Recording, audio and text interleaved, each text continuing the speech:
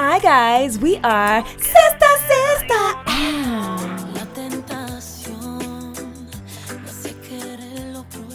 Welcome back to our listeners as well as our YouTube watchers on season 2 of Sistah Sistah. Yes, I'm Miss YaYa, recording artist, radio and podcast host, sketch comedy performer, and a few other cool things. And I'm Zeitlin Perez, a singer, songwriter at times, have my own PR and marketing agency. I am an events executioner, as well as a restaurant owner, community activist, y mucho más. Thank you to our subscribers. Make sure you hit that notification button on our YouTube and your favorite podcast platforms to get alerts about all our episodes and what's coming up. So tell your vecina, tell la tía, la comadre, you and you, because we are everywhere and you need us and our guests in your lives. For those of you tuning in for the first time, we are all about encouraging women, shining a light on queens in business, music, community, science, health, wellness, y mucho más. Speaking as real as we know how and in Spanglish, ya tú sabes. In season 2, we've been talking to so many great guests, changing the game in their industries. Coolio. So today we have Grizel Chachi Del Valle, a trained singer, songwriter, actress, and dancer who has created a household name for herself with more than 15 years experience as an entertainer. A New York, New Jersey native, Chachi is deeply rooted in her Puerto Rican culture.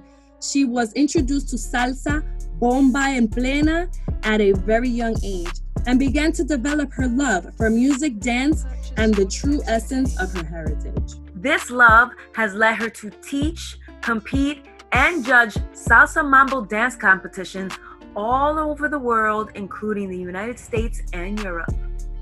She has produced her own eccentric burlesque shows where she pays tribute to the iconic female vocalists of the 20th century who have influenced her work.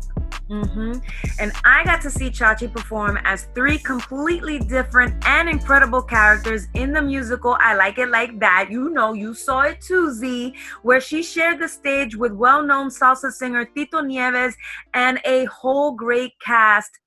And she's performed in some of the world's most famous stages like Madison Square Garden, the Barclays Center, Lincoln Center. She is a big boss lady. Let's welcome Chachi. Thank you for being with us today, Mujer Bonita. Thank you for having me, girls. Thank you. Yay! We are excited to have you here with us on Sistah Sistah. How has this quarantine been treating you? It's been treating me good. You know, I'm counting my blessings daily, and I think that's something that keeps me a little grounded and just seeing things correctly. But some days are better than others, you know. Some days I feel great and invincible, and other days I'm very emotional and you know, losing friends. And one of my best friends lost her mom and her stepfather. So it's just been emotionally weighing, and just trying to kind of like, you know, stay cool, calm, and collected throughout the whole time has been a bit tiring, right? Trying like not always like having to be positive all the time can be a bit tiring. And so these days I've just been going with the flow, listening to my body, listening to how I feel, feeling what I feel. I find myself a lot more emotional towards my friends and family. Like I find myself telling them I love them a lot more and that I miss them a lot more. And just, yeah, I'm trying to be as good as possible. Ahí te la dejo.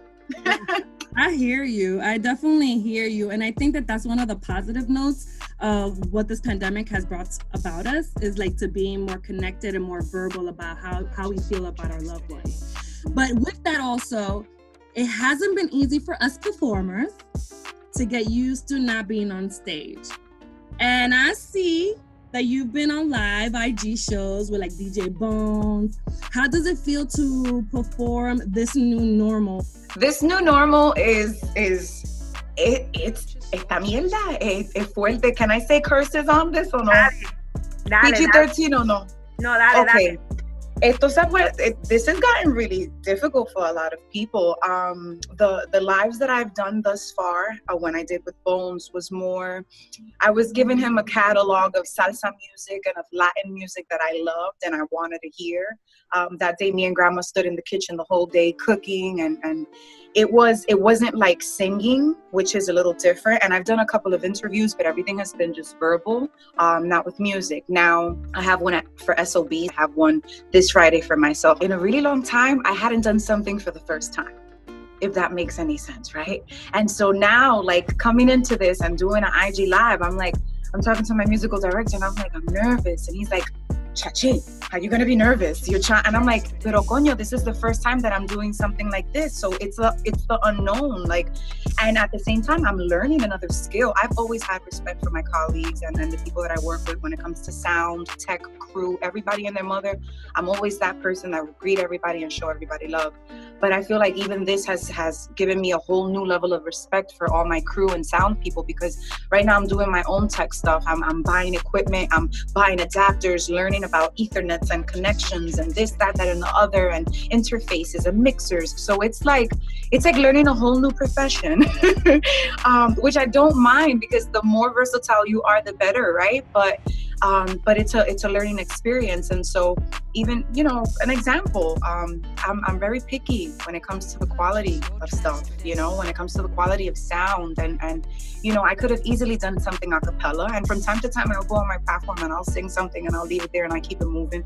But doing something where people have been asking me for this and I want to deliver, but at the same time it's like, I don't want to give them something that's like shitty or half-assed. Like, what I produce for my people, I do it with so much love and respect and hours of like knowledge or training behind it, So if it freaking works, perfect. And if it doesn't, I'm gonna try it again. Let's see. Porque no hay más nada. Exactly. Good vibes. The thing about this whole pandemic, así mismo. The thing about this whole pandemic is that, and I feel like this is everyone, no matter what field of work you're in, the phrase of this pandemic is, you gonna learn today.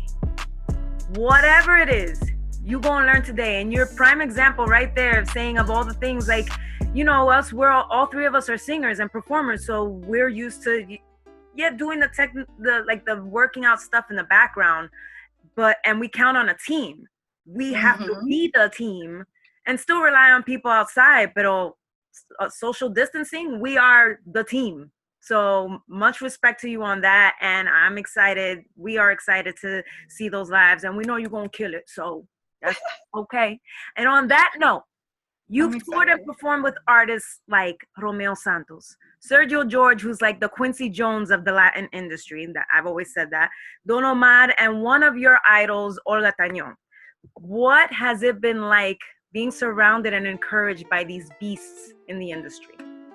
I mean, as an indie artist, it means a lot, because it's not like you come with a big label or a house or financial backing and stuff like that. It's like, this is like the nitty gritty. This is like, my genuine, natural, organic talent with, the years of discipline that I put into my craft, whether it had been with dancing or singing or acting, because it all kind of like intertwines.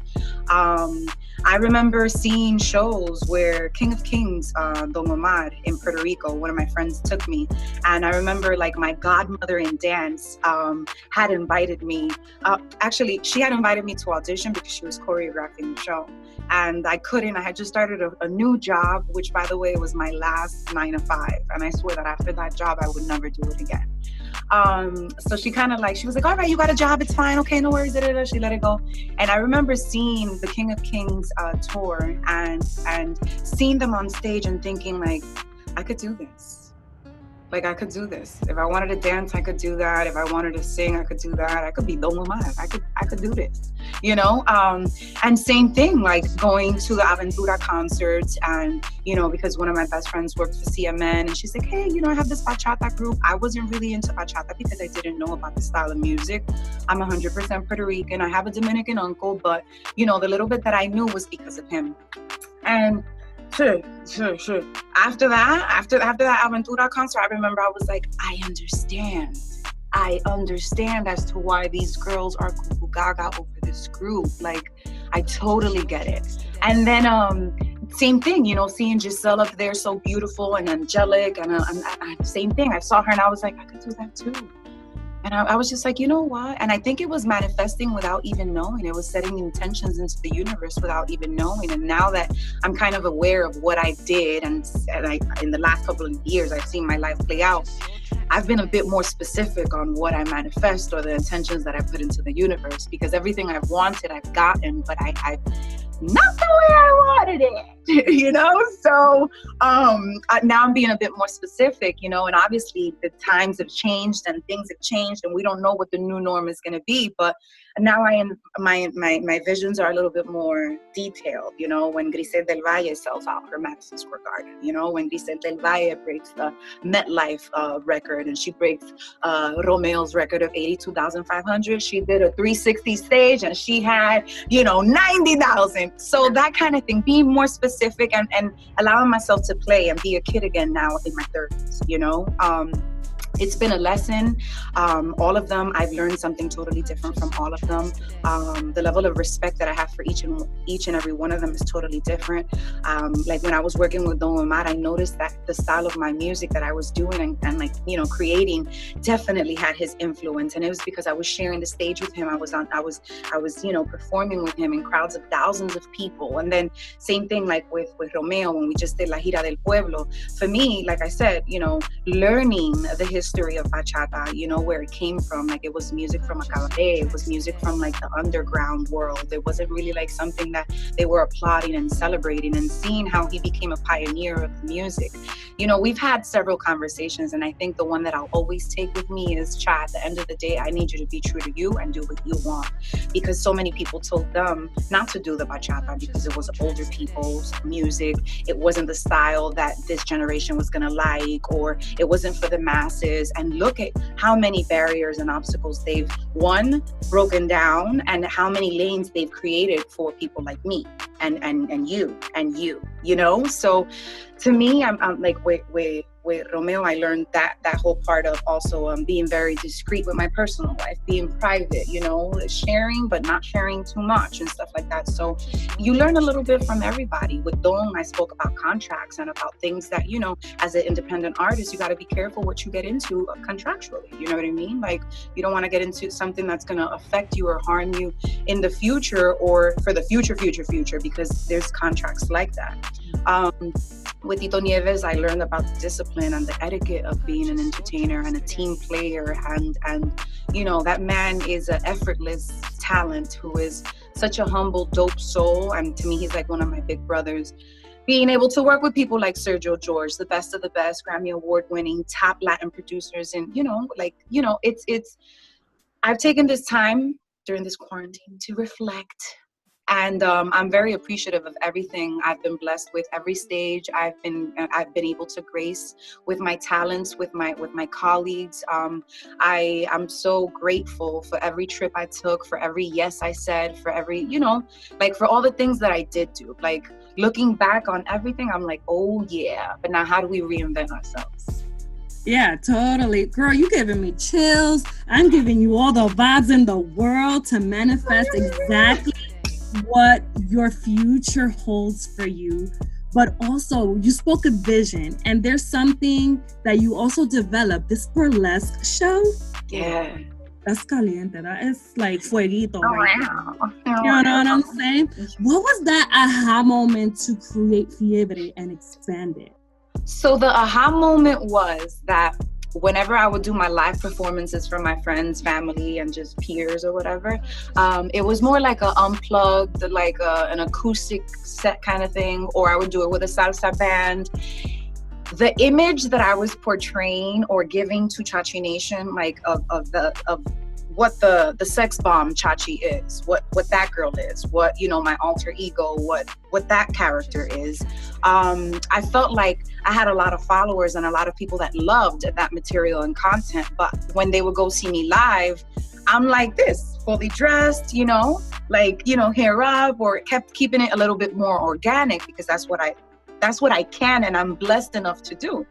So I basically wanted to create a place, a little time and place where I could give them the girl that they saw in the content that I was producing and in the pictures that I was producing with my friends and my photographer friends and, you know, my creatives and stuff. And so Fiebre, I've always been obsessed and in love with La Lupe. My mom loved her, my family, you know, a lot of the versatility of my music comes from the family. And then once I got into high school, everything just changed. But Fiebre was a space where I paid homage to Iris Chacon. I paid homage to La Lupe. I gave you a little Etta James. I gave you a little Amy Winehouse. I gave you, you know, a little bit of Kings of Leon. For the most part, I stuck to women artists. But it was where, you know, a place where I could show how comfortable I was in my voice, with my instrument, in my skin. I haven't always been a thin girl, so losing 65 pounds after a while, you're like, oh, you know, I've worked hard. I could show it. Let me show it. And so my thing with the burlesque, I wanted to make it tasteful, and I never wanted it to be vulgar. And so I picked the songs, I picked my musicians. I ran into this incredible club in New York City called Duane Park that's notorious for their burlesque evenings. And they didn't really have a Latin thing. So I came in with Fiebre and they were like mind blown, like, oh my God, this is crazy. I had two girls who relieved me, an aerialist and an actual authentic burlesque girl that strips down to her pasties. But it's about, you know, embracing different talents, being open-minded, you know, creating a safe space where people can, you know, have fun in a tasteful manner and enjoy their guys' night, their girls' night, their hubby and wifey night. You'd be surprised, like the women there, like, oh my God, come sing to my husband. It's funny. Are you sure, girl? Are you sure? No, a mí si ellos invitan, entonces es que va la vaina. I mean, tú sabes, because the beautiful thing is that you put a conscious effort into what you portray, because you know who you are as an artist, you know who you are as a woman, and you want the world to see that in an artistic form. And you're just a great example of someone who sits down and says, this is how I want to be portrayed. And you can see from people, I mean, I've always loved your stuff. Let me just tell you, I started following Chachi because, and this was years ago before I moved back from Miami, a friend of mine from high school tagged me on one of your videos in Duane Park and was like, I thought this was you. And then I was like, and then I look at the video, I was like, shit, I wish that was me. Fuck, that girl could sing. And she's got a banging ass body. And I fell in love with you from that post on, and I've been kind of stalking you ever since. But that's Can I share where I followed you when I did it? Oh my God, Chachi. The way that I met you was that we were doing a promotion for I Like It Like That. Oh. So I was like, oh, okay, this is so fun. Okay, let's do this. I was like, oh, so let us give you some tickets and stuff like that. I was like, oh, cool, let's go see. And I saw this energy of La Lupe, and you did this, like, look, I'm getting goosebumps right now. Mm-hmm. I'm getting goosebumps. Such a performance. And I was just like, who is this girl? And he was like, oh, this is Chachi. Who is Chachi? Girl, that night, I was like, who are you?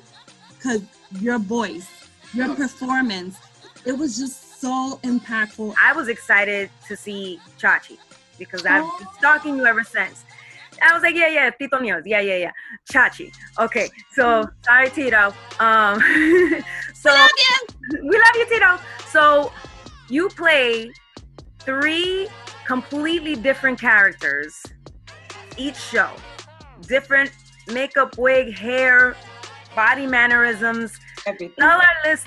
Everything. Tell our listeners about each character you played and which one. I mean, I think I know who your favorite was, but which one was your favorite? Okay, so I played 3 roles in this musical. I was blessed enough to be able to have given that opportunity by the directors and producers. So thank you guys for trusting me.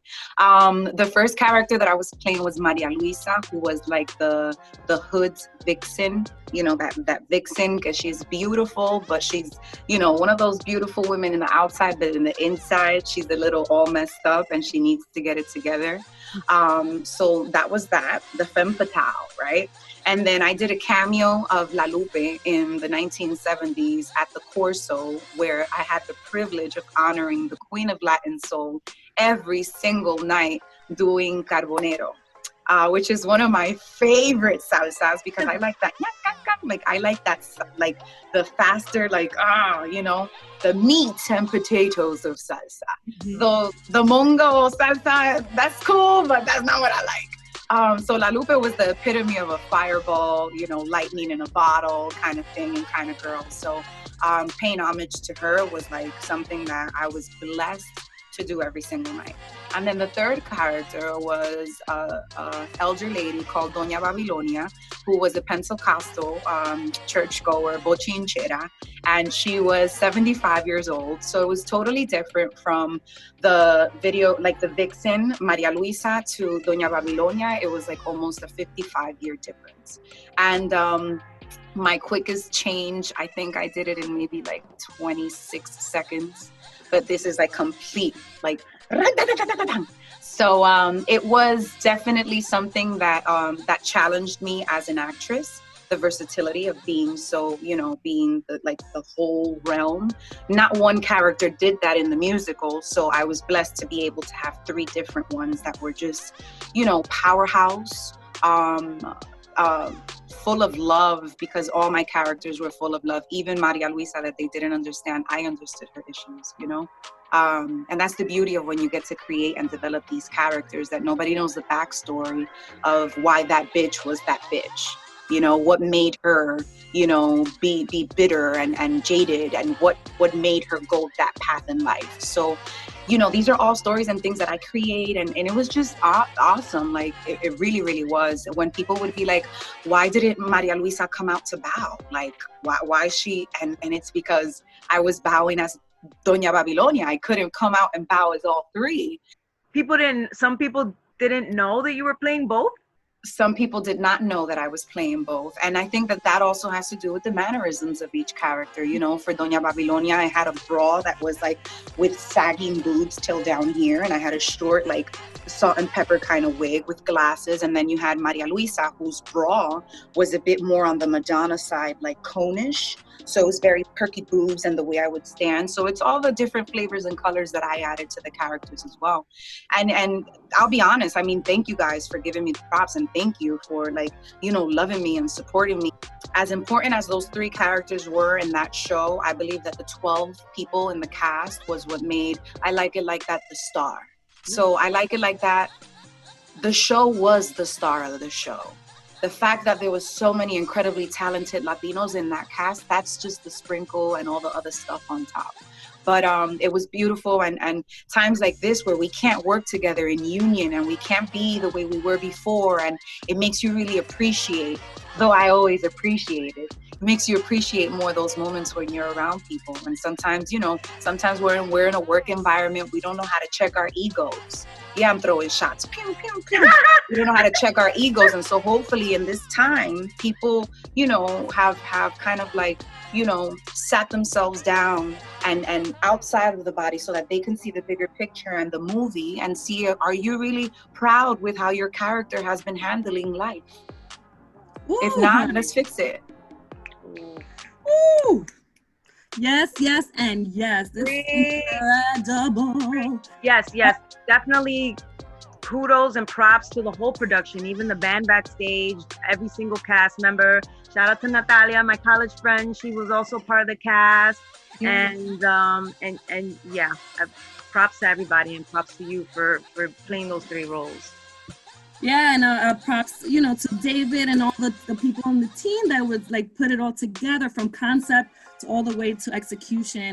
You mentioned that this time you've been really thinking about all that has been going on through your journey and through your trajectory. Can you walk us through the most memorable moments of you on stage?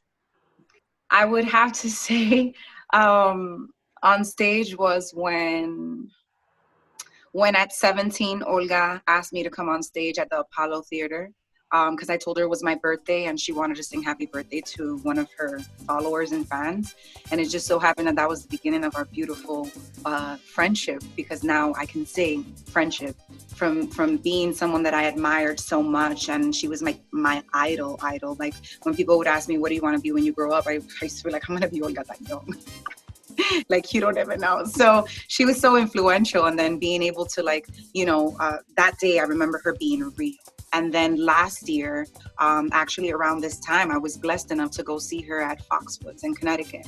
And I took her flowers just because I'm a huge fan and I'm never going to stop being a fan of her. And so I remember giving her the flowers and, she took them. She told everybody that, I was working with Don Omar and that if they didn't know about me, that I was an extremely talented woman and that they should and all this other stuff.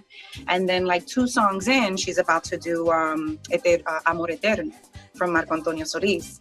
And she's like, Chachi, te la sabes? And I was so consumed in her that I was like, I wasn't even comprehending what she was saying. And she's like, Chachi, te la sabes? Until my friend Abelmi's like, Cha, she's asking you if you know it, you know it. And I was like, oh, yeah. She's like, come on stage. And then to be able to sing it again, well, a different song, because that was Happy Birthday. And I wound up singing Happy Birthday to her the first time. And then, these 12, 13, 14 years later, we see each other again. She brings me up on stage. I do a whole nother song with no in-ear monitors, with no floor monitors, with no type of realistic tone to what the song was. And my idol asks me to come on stage with her. You damn right I'm going to get on stage. And so I get on stage and I just remember telling her, and this is why I thank all my years of trajectory, because I am so a professional. Because I tell her, I'm like, can you sing the first line in my ear? It's not because I didn't know the song, it's because I needed her to give me the tone I was going to sing the song in.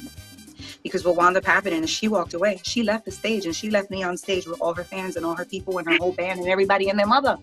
And so I had to sing that freaking song. I had to sing that song in front of my idol and not make her look cray-cray in front of thousands of people with no in-ear monitors and no floor monitors, and just trusting my instrument that after so many years, we've worked for this. This is what we do. And I love it so much because, we've no ensayó los gallos. We've done great performances. We've done performances sick. And to me, that day was just like, wow. To think that back then there was no phones and there was no way that we can actually capture it the way we captured it last year. And everybody had a video of it and everybody was on the Instagram and internets with it and that kind of thing. Just, wow. What a time to be alive. Amazing. Wow. That's kudos. You know what? You don't see that anymore, really, where someone who's been in the game as long as Olga Tañón has been in the game, the way it was back when Celia was around and the Fania All-Stars, that they gave props to the new up-and-coming artists. You don't see that. You haven't really seen that in the last 10, 15 years. And she's probably one of the very few that does that, because she knows, one, she has her special magic, and two, bigging up someone else and giving someone else props doesn't take away from her magic. She's just helping to bring up the next generation that's going to carry this on. So then we can keep teaching that to the next generation of artists. And and I haven't had the pleasure yet of meeting Olga Tañón, but just from that story, you're going to love her. Yeah. She's dope. I performed with her. There was a Madison Square Garden of all the merengueros in a few years ago. And she was part of it. She did maybe 2 or 3 songs. And I was part of the main orchestra doing the background. And she would look at me because she's depending on me to be like, what's the next song? And I was like, Mentiroso. Yeah. So I love that you wear the Puerto Rican heritage on your sleeve. And when the island was hit by Hurricane Maria, you hopped on a plane to help with the efforts of getting the island back on its feet. Tell us about that experience. That was life-changing. I think that was a moment in time where it changed and it touched a lot of people, whether you were Puerto Rican or not. The islands were very much affected as well, so it's not just like it happened to Puerto Rico. Once it happened, we knew that we needed to take action fast, and I remember my uncle, who's a police officer in the North Law Enforcement, there was a town meeting that they were doing the Wednesday after Hurricane Maria, and we had already seen videos and pictures of some of the like the drasticness of the damage. And I remember we went to the town meeting, and me and a couple of friends from like when we were children, like not even friends that we're still cool or close to now, like just, you know, in passing we always say hello to one another because we have history, but not like that it was a group of best friends that didn't know. We kind of like, we didn't like the way the meeting was going. We didn't. We're very much powerful Taina women. And when you're telling us, oh yeah, the Red Cross and FEMA, and we're like, we don't want to go that route, because we knew that we needed to take action, and we needed to take action fast. And so I personally, you know, I always believed in, if you want to do something of service, like don't invest into these big corporations, because that's what they are. Like if you really want to be helpful, like be a little bit more, think, you know, there's ways where you could be even more helpful with your funds. And so the following day, we created what was known as Tainas Unidas. Tainas Unidas was a group of, it was 11 women who individually and collectively moved mountains for the people of Puerto Rico after Hurricane Maria. Of course, our community came out and supported us, and, you know, each and every one of our networks came out to support us as well. I feel like it was divine timing. I'm a firm believer in that, and I think it was God had a way of doing it, because right before the hurricane, I was in Puerto Rico with a group of friends of mine, and I did a photo shoot with a photographer from Puerto Rico called Tainas Unidas and a friend, Martha Luna, and it was a Puerto Rican flag, and it was supposed to be me on a swing. And ironically, that was the last photo that he posted before the lights went out on the island. And when I got back from Puerto Rico, that Tuesday, literally, I got back earlier that day, and that night that's when they first started to feel the wrath of the hurricane. I remember that I reposted the photo because of, you know, how I felt. A part of me was like, damn, I didn't want him to post anything just yet, but I wanted to save the picture for like a good opportunity, or I wanted to save the picture for something important. But little did I know that this was the important thing that I actually had done the photo for. So when I got off my flight, that I landed in Newark, New Jersey, and I see that he posts what he posts, and it's the picture of me on the swing with the flag, I immediately got very emotional, and I started crying, and I reposted it, and I wrote my sentiment to the photo, and the photo just started getting all this attention. And luckily, it was the right attention at the right time, because that's something that I used to help the platform of Tainas Unidas, so that we can get more donations, and so that we could be a little bit more productive and proactive for the island. And so we were able to ship and distribute over 250,000 pounds of water, medical supplies, hygiene supplies, beds, tents, generators, refrigerators, stoves. We had a couple of like roofs fixed for a couple of seniors that we came across that, you know, were just living in, you know, situations that you were like, this is not livable. This is not a livable environment. And so we focused on the west side of the island, because we knew that listen, logistics, what happened in this group of women, and it was all women, and yes, we had some men come in and help us, but it was through a woman who knew that connection to come into the group. What one didn't know, the other one knew, and what didn't have, the other one was exceeded in. And so nowhere did we lack, because we were like the perfect, you know, our synergy together like literally moved mountains. And I thank God for like putting us together like that, and for picking us to do his work, and you know, the faces and the lives that we were able to touch and change. You know, we weren't able to help the whole island, but we went out with a mission, and we definitely like executed our missions. Like everything that we said we wanted to do, we did. We were like boots on ground, and we were an organization of women. That's to show you how incredibly tough and strong and powerful and willed, you know, the Latina woman is. And that's because that Taina blood and that Taino blood is in Quisqueya, is in Cuba, is in Puerto Rico, you know, like we have to know how powerful we are, and a lot of us don't know our own history. That's another show.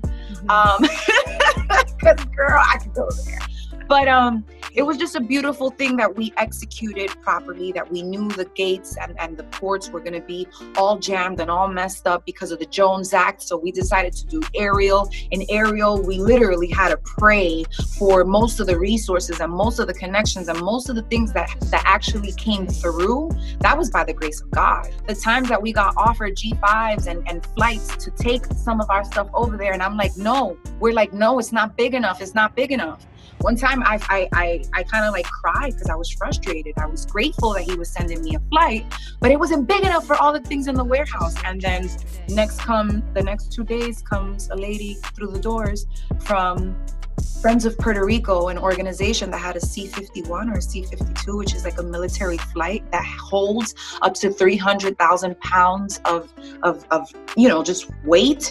And so that's how we were able to ship the majority of our things, you know, through our friends. We were able to get buddy passes and fly out to the island, and we were able to stay out there and help. And when I tell you, this was something that one of my friends lent me her apartment. She was on the 10th floor. There was no elevators that worked. And so it was something where I kind of like felt, for the first time in my life, in my 30s, I found my purpose in this world. And I know that it's way more than just the entertainment and being therapeutic for my peers and for my people, but it's of helping, and it's of doing missionary work, and it's of, you know, being a humanitarian and helping each other. And, you know, we're in this together. We might feel like we're different nationalities, different religions, different places of the world, different beliefs, different that, but at the end of the day, we're one.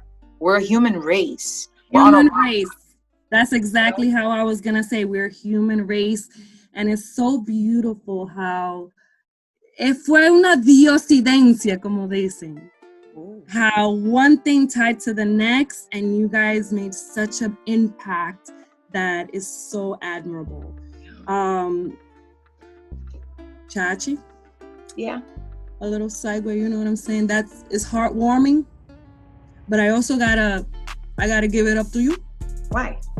Your music. Your music. It's so dope. It's like sensual. Ew. Ooh. Ew, I got excited. It makes me shimmy my shoulders. That's what I'm doing. Yes, it's dope. It's sensual. It's empowering. Tell us about the song La Tentación. What can we expect? Just give us the whole arroz con mango, how they say. Ay, qué rico. Arroz con coco y mango. That would be perfect. But no, I'm super excited. My baby, because my baby is, you know, I spent a whole year recording music and just experimenting with sounds and with styles and with, you know, the pen and different people in different places like Colombia, Miami, New York, LA. And I was able to create a little chunk of good music, right? And so now what I'm thinking of the chunk is I want to introduce like the first half, which these are songs that I created after a long time of not writing, because I'm the type of person who writes when it's like a therapeutic or a release that I have to. It's an emotional, it's something happened, you know? And so it was a challenge for me to get into the studio and actually write music that didn't have to do with a heartbreak or, you know, cortavena type stuff, how we call it. It's something that it was a little bit more fun, where it's women empowering, where it's a fusion of styles between what's urban, tropical, and Latin, because I am that. I'm an urban girl. I live in North New Jersey, of Puerto Rican descent, you know, kind of like the New Rican, if you want to talk, you know, the Spanglish every day, toda la noche, ya tú sabes. So it's it's definitely a reflection of me, and I think that what it's gonna do best is like represent me in a room when I'm not there. I didn't do the ballads in this project, and I didn't work on that genre and that style that I know I love to do. I actually kept it a little bit more fun, young, commercial, and just like bubblegum. And La Tentación was a song that I wrote. And es como, tú sabes, cuando tú tienes un secreto y no puedes decir las cosas como son, but it was a beautiful secreto that happened. And I remember there was a gap between me and the person where we didn't communicate and didn't speak for a really long time after something happened. And so I went to the pen, you know, and it was like, you know, we probably did something that we should not have done. But if that shit was to happen again, I'm gonna take it. Oh! La tentación, I can't stop, you know. Tu mirada esta noche me vence, you know, reconsideramos, pero te luce. And then cuando te luce, pues yo no tengo el control, and then it is what it is. But it was a true story, which is, you know, the beauty of it. I also have a couple more stuff that's coming out. I Want to Dance with Somebody in Salsa, which was super freaking cool. It was the first music video I did in New York. I did it with a bunch of friends of mine, and we totally, like, I put all my resources together, and it was like a friend production. And it came out so beautiful. It was a passion project when it came to, like, Whitney Houston from North New Jersey, somebody that I looked up to, like, almost my whole life, and a queen of song and of interpretation. So for me, doing the I Want to Dance with Somebody, like, Latinaje salsa version, and especially in times right now, like, think about it. Like, now that we're alone and the majority of people are not together with their partners or with their family, friends, people that they really, really love and just want to have a good time with, don't you wish you had somebody to dance with that loves you? Because that connection, that warmth, and that energy is just, everything is priceless. And so that energy is what I want to gravitate to. And so my music is, you know, pro women. I think a lot of women and girls are going to identify with it. I think I'd probably say curse in one of the songs, because for the most part, I wanted to keep it PG-13. I have nieces and friends and kids who look up to me. So I didn't want to make it something that was very vulgar. But it's fun, and I really think you guys are going to enjoy it. There was a lot of things that I was supposed to do and was set to do, you know, in March, April, May. I was supposed to be in Dominican Republic doing promo for the other song that was supposed to come out, Vámonos. But in the meantime, we've been writing treatments for the videos and doing, you know, putting our ideas and forces together so that when we do get out, or when we do have a time to be productive, that we're already scheduled and we have the to-do list and we know what we're doing. But I'm proud of this. Like I said, I'm an independent artist, so everything that I've worked for, I've invested into my music. I come with no financial backing. I come with no houses, nothing of nothing. And I love the fact that I have artistic freedom and I can do whatever the fuck I want. That's right. You tell them, girl. But I'm excited. I think you guys are going to love it. I think you guys are going to really, really love it. I have a song that's called Masoquista that's going to be a Grammy Award-winning record. Like, manifest it, girl. Manifest it. I already saw myself walking up the stairs, and I have Melly, my friend, helping me because my train and my thing is too much, and I have to walk up the stairs to go get my Grammy. Oh my God! Thank you. You love me. Give us the speech. Give us the speech. Well, first and foremost, I would want to thank God, the Almighty, for everything He's given me, because without you, I am nothing. My family that planted so many seeds into this little brain, my grandmother, my mom, my aunts that sacrificed so much for us to be here and to give me the life that I've had. And now it's my turn to spoil you guys. And I want to thank the industry and all the people I beat. I share this with all of you. I love you guys. Thank you. This is just the first one. I'm going to be here for the next 4 categories. Okay, girl, I mean, you have to have fun with it. When we're younger, we try to grow up too fast and we want to be adults so fast. But little do we know that we're going to be adults for the rest of our lives. So I just honestly want to remind everybody to freaking play. Use your imagination. Have fun. Like, play games. Like, don't be so uptight. Like, don't take it so serious. Like, yes, life is serious, but you know, enjoy the time that you have on this planet, because it's a gift. The next time you want to have a hard time, or you want to have an attitude, or ask yourself, am I really doing this? You know, do I really need this headache, the heartache, the turmoil, bullshit, the stress, the drama, my underarm sweating? Like, chill. Take a laugh of something. Lighten up. Everybody's so stressed nowadays and is going through so much. And obviously, it's loaded times that we're living in. It's a transition for all of us. I don't think any one of us had been in a position like what we're experiencing right now.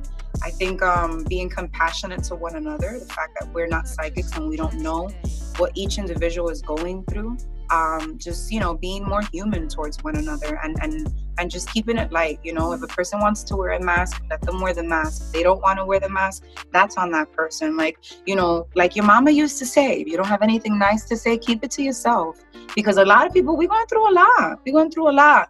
And sometimes una persona dice, oh, it's just my little opinion. But that little opinion, words, you know, words get the best of you sometimes. You have actually segued into the next question. I guess I'm just, you know, I'm going off of what you guys are giving me.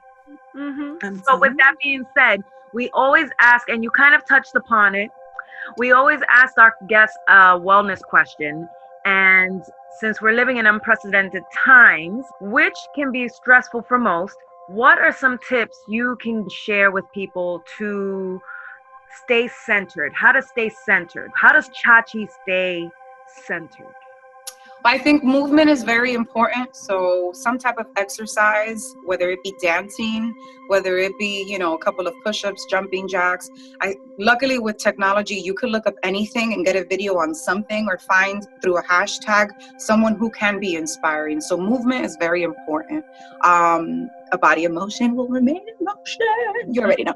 And then, you know, obviously, the immune system, with what's happening right now, everybody's concerned about the immune system and how to keep their immune system up and pumping and to the best of its ability. And so obviously, away from like a Western medicine, you know, think holistic, think how many beautiful things did God give us with so many vitamins and minerals and stuff like that, like that we can consume and already take our vitamins and our minerals and the good food that we need to replenish, you know, the immune system and our organs and our body and everything, the skin, everything. I'm not sure if you guys have been aware, but I am a total, like, you know, advocate for cannabis. For CBD and THC, I think mental health is very important. After Hurricane Maria, for the first time in my life, I experienced depression and I experienced PTSD because it was very traumatic what we put ourselves through and what we went through, and just the transition of how everything played out.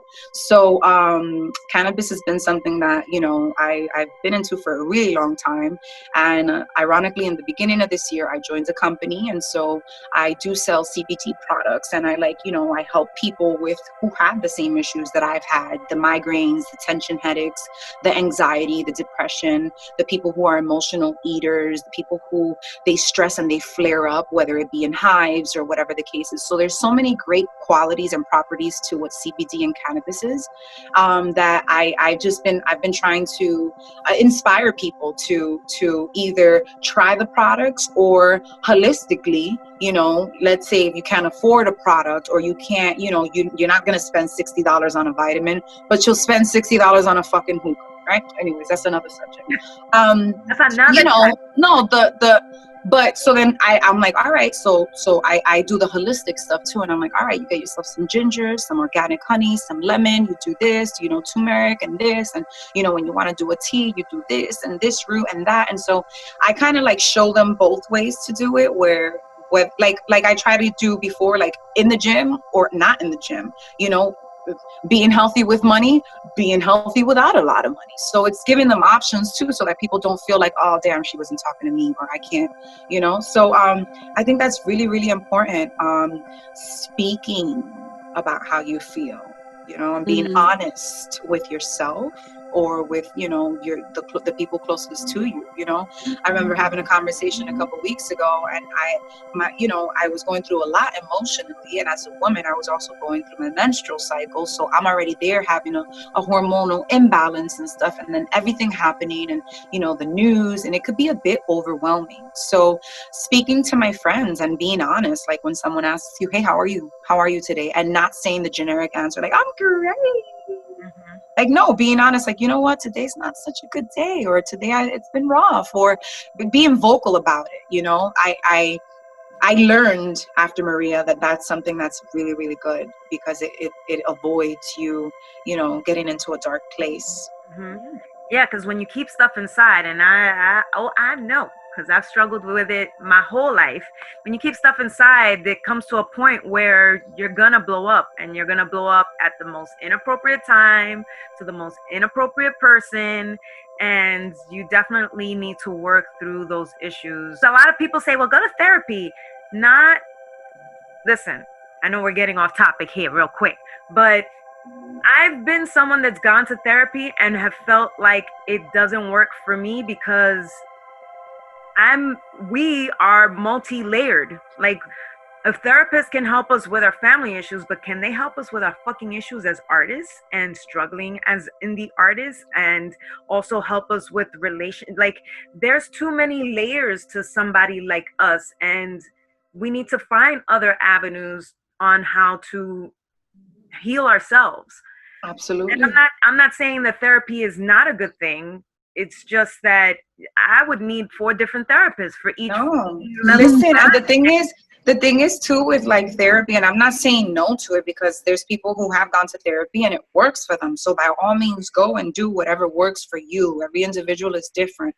But you know, the come to therapy, and I'm gonna diagnose you with, I don't know, a disorder, right? And now I'm gonna give you some pills that you're gonna take, that while they help your depression and anxiety, they're gonna ruin your kidneys, your heart, and your organs, and you can have blood clots and die. But take this, because you're gonna feel better. I promise you. Opposed to saying, you know, why don't you try CBD drops, a CBD oil, CBD tea, CBD? Like, there's so many qualities in that little plant that God made, that came from the earth as a gift to us, in an ironic way, because it's been placed under like a taboo cloud, you know. But there's so much good stuff that could come out of that little plant. So they want to give you these chemicals that, you know, basically ruin your organs, instead of the more natural, holistic approach. But why? Well, because then it affects the pharmaceutical industry. Absolutely. And that's another show in itself. Yes, it is. And it's just like you also said, it's a combination of looking into the internal as holistic as possible, but also extending yourself with your peers, with the people that you love, that you respect, and that you know that they understand you in that way. Like YaYa was saying, maybe a professional in therapy does not know the avenues and the struggles that we go as artists, but another fellow artist that you know, that you trust and you love, just, you have to like be vulnerable and saying, like you said, today is not a good day. You're right. Girl, this is true Sistah talk. Chachi, thank you for being here today. Before you go, we have one last thing for you. Yes or nah? We ask a series of questions where you tell us what you have learned to live with yes, or without nah, while being quarantined. You have 30 seconds to answer as many questions as you can. I can't wait. Okay. And 3, 2, 1. Dale. Junk food, yes or nah? Nah. Sleeping in all day. Yes. Wine. Yes. A routine. Nah. Zoom meetings. Yes. Cooking all your meals. Nah. I'm about to cook dinner, but nah. Some takeout here and there. Yeah. A face mask. Yes. Un cafecito. Yes. Leaving your house. Yes. Getting all glammed up, hair and makeup. Yes. And It helps. Just for fun, what's your favorite song to sing? I have so many, but I would say Kimbara is one of my freaking favorites. It always makes people have a good time. It always leaves people like in a good, in a lighter kind of thing. So yeah, Celia for sure. Right. And your favorite curse word? Fuck. Es que siempre me sale, aunque yo no quiera. Una cosa. Dale de la boca. Es que como que te sale. If you eat something good, you're like, fuck. If you stub your toe, you're like, fuck. Fuck. It's such a good word. When somebody owe you money, you be like, fuck. Oh, I'ma fuck you up. Love it. Chachi, like right now, I feel so energized.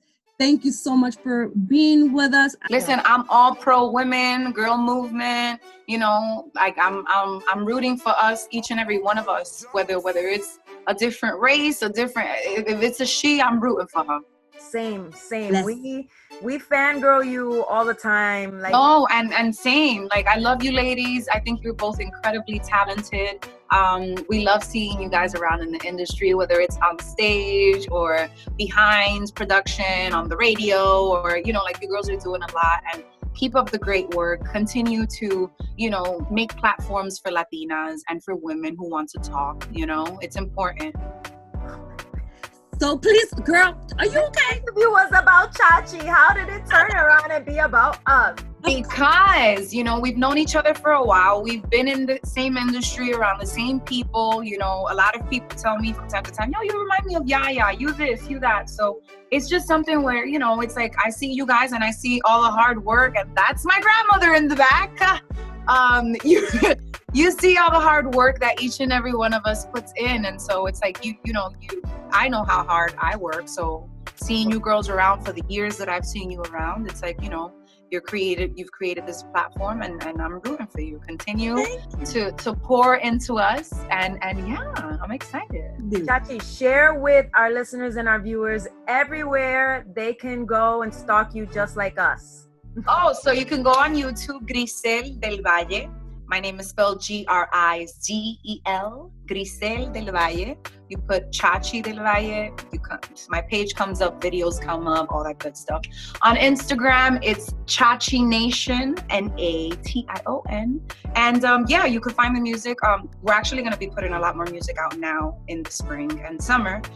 You'll find it on iTunes, on Spotify, on Google Music. I might be putting I Want to Dance With Somebody so that everyone can download it for free on SoundCloud. And so, yeah, there's Chachi Nation on IG is like the main platform, and from there you can go to all the different places. You can find the music, you can find where I'll be performing, not that I'm going anywhere anytime soon, the lives will be, the products that I'm connected to, and yeah, the nation.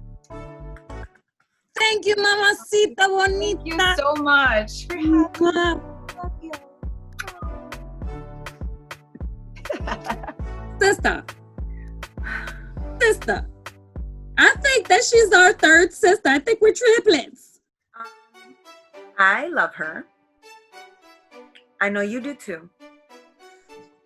Crazy like us, and the shimmy, and the the Spanglish, and then all the characters, and And the beautiful thing is that the three of us, we have similar stories with our singing and our artistry, but then we also are each unique, and her story is so compelling. Yeah, she is all good energy, and I found her so in tune with herself that she's already like, oh, I got this. This is my moment that I've been thinking of what I've been doing, and I know exactly how I'm gonna move forward. So yes, Chachi, manifest good vibes. Bang. The good vibes. And I think it's important, and I've said this on several shows before, that we teach these ideals, these tools of manifesting and putting things into play to little girls and boys as young as 2 days old, because these are things that definitely will help carry them through life and reach their goals sooner, not faster, because it's not about speed, it's about the journey, sooner, and get stuff together. Because I mean, Chachi's been doing it. Yeah, and then the best thing is that this is why we do the show. So you guys listening, watching, get to know who these people are. We're providing this platform so you know who they are. You're not alone. Everybody's been going through it. If you love this person, that person, and this person, now you know that you have somewhere that you can kind of like gravitate to. So, boom. Boom. I like that. Boom. Boom, sister. Yeah, that's part of my darlings video. See, you know that I'm very minimal with the makeup. Like I'm only doing this for you because I know. I'd rather just not. You know how darlings. You know the yes and the nah? If hair and makeup, it would be nah for me. No, we need to do this because I am manifesting that Sistah Sistah is going to be endorsed by fabulous people with makeup lines and apparel. We all about fashion. Oh, yes, we are about fashion. Yeah. So just... I need someone to create a makeup template that's a mask that I could just go like that. Okay. No, doing hair and makeup is fun. I'm just lazy. Anyway, I digress. Listen, let's wrap it up. We wrapping it up. This is what we're doing. Ladies and gentlemen, make sure to follow us everywhere. We are on the Instagram at sistahsistah.ow. And we are on YouTube at Sistah Sistah TV and on Facebook as well. And also Twitter. So check us out everywhere. Everywhere. Okay. And to find me personally is Zeitlin Perez for IG, for Twitter, for Facebook, and YouTube as well. And to find me, I am Miss YaYa everywhere. Instagram, Twitter, your mama house, your uncle crib, everywhere. And on that note, we gonna go. We gonna go. I miss you, sister. I miss you too, boo. But let's give a big shout out and a thank you to Chachi for joining us today. You are a Sistah Sistah. Officially. Yes.